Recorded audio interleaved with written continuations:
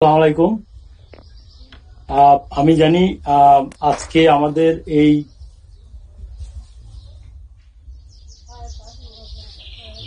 ওটিআইএমএলডির যে কমিটি, এই কমিটির আগেও প্রায় 15-20 বছর ধরে অনেকেই এই কাজের সাথে যুক্ত ছিলেন। আমাদের টেম্পোরারি একটা শহীদ মিনার ছিল, তারপর পার্মানেন্ট শহীদ মিনারের জন্য চয়নিকা দিদি, আজাদ ভাই সহ আরো অনেকে অনেক ভূমিকা রেখেছেন। আমি তাদের প্রতি কৃতজ্ঞ।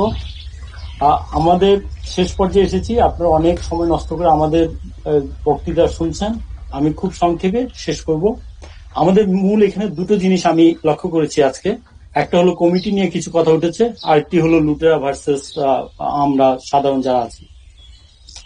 কমিটির ব্যাপারে আমি চয়নিকা দিদি আমাকে একদিন ফোন করলেন, অনেককে উনি ফোন করেছেন, তাদের মধ্যে আমিও একজন। ফোন করলেন যে মনির, আমরা এরকম একটা কিছু করতে চাচ্ছি, আমাদের এটা করা উচিত, আপনারা আসেন।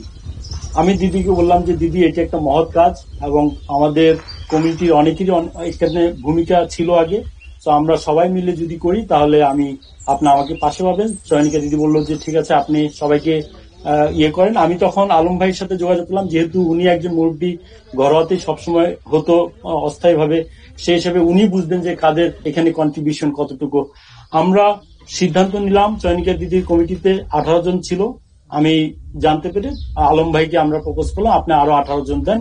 যেহেতু এটা ইভেন নাম্বার হয়ে যায়, আমাদের আরেকজন দরকার। আমরা ইভেন অড নাম্বার করার জন্য আমরা 37 মেম্বারে ডিসিশন নিলাম। আলম ভাই 18 জনের সম্পূর্ণ দায়িত্ব আমি, আজাদ ভাই, মিন্টু ভাই সহ আরো একজন ছিলেন, আমি এই মুহূর্তে আমার নামটা মনে আসছে না, রাসেল রহমান সহ আলম ভাই আমাদেরকে 18 জনের একটি লিস্ট দিয়েছেন। যে 18 জনের লিস্ট যে 18 জনের লিস্ট পরে চয়নিকা দিদির হাতে আলম ভাই দিয়েছেন। সেই 18 জনের কি ছিল এটা আমার কাছে এখনো ডকুমেন্টেড আছে, যদি কখনো প্রয়োজন হয় আমি দেখাবো। আমার কাছে আমি অত্যন্ত কষ্ট পেয়েছি।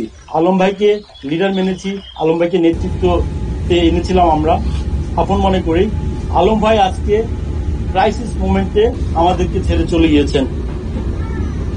উনি যে যুক্তি দেখিয়েছেন এই যুক্তি কখনোই গ্রহণযোগ্য না।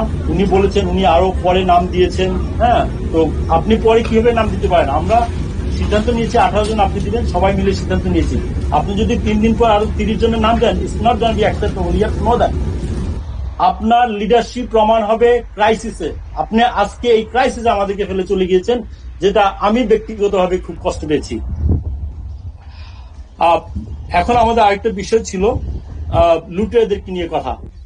আমি একটি কথা স্পষ্টভাবে সবাইকে বলে দিতে চাই, আমার রক্তের মধ্যে বিন্দু মাত্র অসৎ পয়সা নেই। আমি কোনোদিনও লুটেরা কারোর সাথে আপোষ করব না। At the same time, we have to remember we are in Canada, you have to respect the law. আমরা আইনের বাইরেও কিছু করতে পারবো না। আমরা একটি অর্গানাইজেশন, এই অর্গানাইজেশনের অনেক দায়িত্ব আছে। এটা আমি ব্যক্তি, আমার একার সাথে কারো কিছু হয়নি যে আমি চাইলে যা ইচ্ছা তা করতে পারবো। আমাদেরকে অর্গানাইজেশনের ল ফলো করতে হবে। আজকে চয়নিকা দিদির একটি মেইল পেয়েছি, যে মেইল দেখে আমি অনেকদিন ধরে যেটা নিয়ে ভয় ছিলাম, সেই ভয়টাই আমি আবার দেখতে পেলাম চয়নিকা দিদির মেইলের সারমর্মটা এটাই ছিল, আমাদেরই বাংলাদেশি কমিটির কোন একটি সংগঠন, they get sued for $400,000 because of the dispute between two directors. এবং it took them 4 years to solve that matter. আমাদের চিন্তা করতে হবে, আমরা কি ওইদিকে যাব? আমরা তারপরেও বলেছি যে আপনারা নির্দিষ্ট অভিযোগ আনেন, যে অভিযোগের ভিত্তিতে আমরা আইনগতভাবে আগাতে পারবো।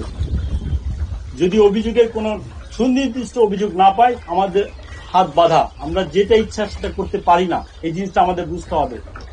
আজকে সামাজিক মাধ্যমে ফেসবুক সহ অন্যান্য মিডিয়াতে পার্সোনালি আমাদেরকে অ্যাটাক করা হচ্ছে। আমরা যদি তাদের সাথে না যাই, আমরা লুটেরাদের পক্ষে। Come on guys, use your brain. আপনারা যেরকম লুটেরাদের পছন্দ করেন না, আমরাও পছন্দ করি না, কিন্তু আপনাদের ওয়ে এবং আমাদের ওয়ে লিটল ডিফারেন্ট।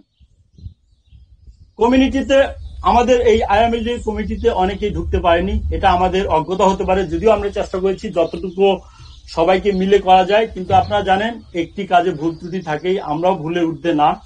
এই জন্য আন্তরিকভাবে আমরা ক্ষমা প্রার্থী সবার কাছে। কিন্তু এইটা আমাদের আর 1-2 মাস থাকবে হয়তো।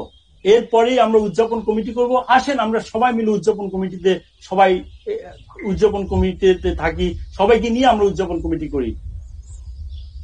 আমি সবশেষে একটি কথাই বলবো, শুধু একটি কবিতা দিয়ে শেষ করব। সবার উপরে মানুষ সত্য, তাহার উপরে নাই। সবাইকে ধন্যবাদ।